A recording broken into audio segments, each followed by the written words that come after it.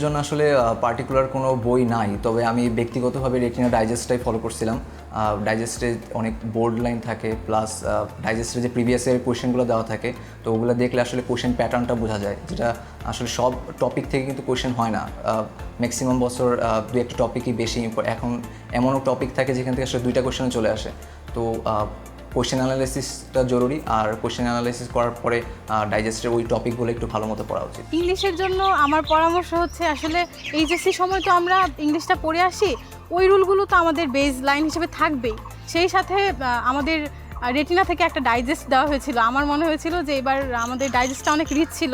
তো এখান থেকে রুলসগুলো সাথে বিসিএসের বিগত বছরের মেডিকেলের কোশ্চেনগুলো দেওয়া আছে, ওগুলো যদি স্টাডি করে কেউ তাহলে তার কোশ্চেন সম্পর্কে আইডিয়া হয়ে যাবে।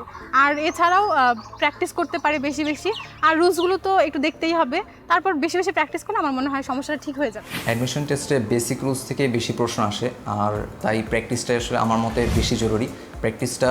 প্র্যাকটিস করলে বোঝা যায় যে নিজের কোথায় উইকনেস আছে, আর উইকনেসগুলো একবার ফাইন্ড আউট করে নিলে তারপরে ওই অনুযায়ী যদি প্র্যাকটিস করা হয়, তবে দেখা যায় যে নেক্সট ইয়ার ওগুলো ভুল হওয়ার সম্ভাবনা কম থাকে, যা আসলে অ্যাডমিশন টাইমে অনেক বেশি হেল্প করে।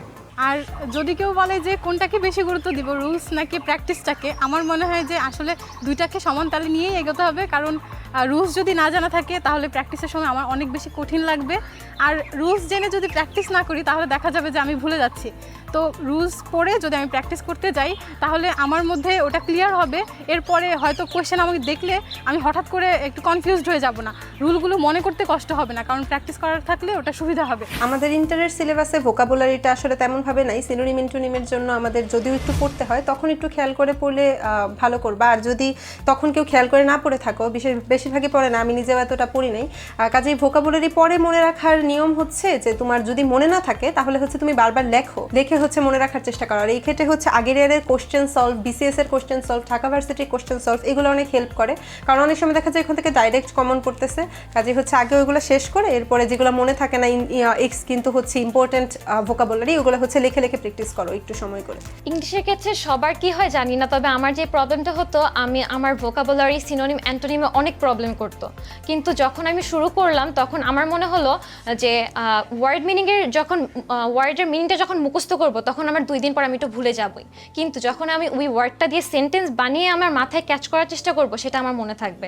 তাই আই থিঙ্ক কোনো শব্দের ইংলিশ ওয়ার্ডের বাংলাটা মুখস্থ না করে আমরা সেটা দিয়ে যদি দৈনন্দিন জীবনে কোনো সেন্টেন্স বানিয়ে আমার প্যারেন্টসের সাথে কথা বলতাম বা কনভারসেশন আমরা যদি ট্রাই করি তাহলে অনেক ইজি হয়ে যায়। প্রতিদিন ইংলিশ একটু পড়া আর কি, যেহেতু মানে খুব বেশি পড়তে হয় না, পড়ার পাশাপাশি ঘুমানোর আগে বা একটু যেহেতু একটা সাবজেক্ট পড়তে অনেক সময় একঘেয়েমি আসে, সেই একঘেয়েমি টাইমটুকু ইংলিশটা পড়া। তো ডেলি ইংলিশটা প্র্যাকটিসের মধ্যে থাকলে ইংলিশটা মানে প্রিপারেশন নেওয়া সহজ হয়ে যায়। আর ইংলিশের জন্য এক্সট্রা প্রিপারেশন নিতে হয় না, মোটামুটি আমরা যা বিগত সালে যা পড়ে আসছি সেগুলো থেকে মেডিকেলের প্রশ্ন আসে। আর বিগত সালের বিসিএস, মেডিকেল, ডেন্টাল এই প্রশ্নগুলো একটা স্টুডেন্ট যদি ভালোভাবে সলভ করে তাহলে ইংলিশ নিয়ে এত চিন্তিত হওয়ার কিছু নাই।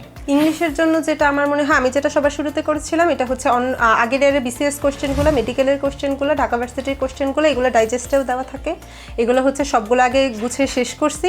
এরপরে হচ্ছে যেটুকু রেটিনার ডাইজেস্টে দেওয়া আছে আমি ওইটুকুই পড়ার চেষ্টা করছি, এর থেকে বাইরে আসলে কিছু আসে না, আর এর চেয়ে বাইরে পড়লে তুমি মনেও রাখতে পারবে না। কাজেই হচ্ছে যতটুকু দেওয়া আছে গুছিয়ে দেওয়া আছে তাদের অভিজ্ঞতার ভিত্তিতে আমার মনে হয় রেটিনা ডাইজেস্ট থেকে পড়লে সব মোটামুটি কমনই আসার কথা।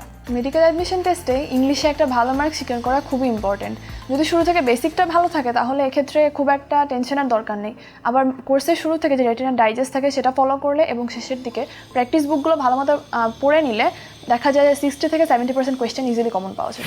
কারো যদি ইংলিশে সে মনে হয় পরীক্ষার আগ দিয়ে এসে যে আমার মানে অনেক গ্যাপ ইংলিশে, সেক্ষেত্রে কোচিংয়ের ভাইয়ারা যে প্রশ্নগুলো 5 স্টার ইম্পর্টেন্স দিয়ে দেয় আর বিগত সালে মেডিকেল, বিসিএস, ডেন্টালে আসে সেই প্রশ্নগুলো খুব ভালোভাবে সলভ করা। আর একটা জিনিস কি, কোচিংয়ের ভাইয়াদের বিশ্বাস করা, যেহেতু ওনারা অনেক দিন ধরে পড়াচ্ছেন, তো ওনাদের একটা মানে আইডিয়া আছে যে আসলে কোথা থেকে প্রশ্ন আসে। আমরা অনেক সময় কোচিংয়ের ভাইয়াদের বিশ্বাস করি না, যে মানে ভাইয়া মাত্র 5টা কোয়েশন দিছে, এই 5টা কোয়েশন বললে হবে, অনেক সময় মিথ্যা কথা মনে হয়, কিন্তু আসলে কোচিংয়ের ভাইয়ারা যে 5টা প্রশ্ন দেয় দেখা গেছে সেই 5টা প্রশ্ন অনেক ইম্পর্টেন্ট। ফিজিক্স, কেমিস্ট্রি, বায়োলজি ভালোভাবে পড়া হলেও ইংলিশে অনেকেরই গ্যাপ থাকে। প্রথমে সেই গ্যাপগুলো ফাইন্ড আউট করতে হবে, সেগুলো ভালোভাবে স্টাডি করতে হবে। ডাইজেস্টার প্র্যাকটিস বুকের সাহায্যে যদি তোমরা সেগুলো স্টাডি করে থাকো তাহলে সেই গ্যাপগুলো আমার মনে হয় কভার হয়ে যাবে। আর তারপর যে পড়াগুলো আগে পড়া হয়েছে সেগুলো তোমরা রিভাইজ করতে পারো।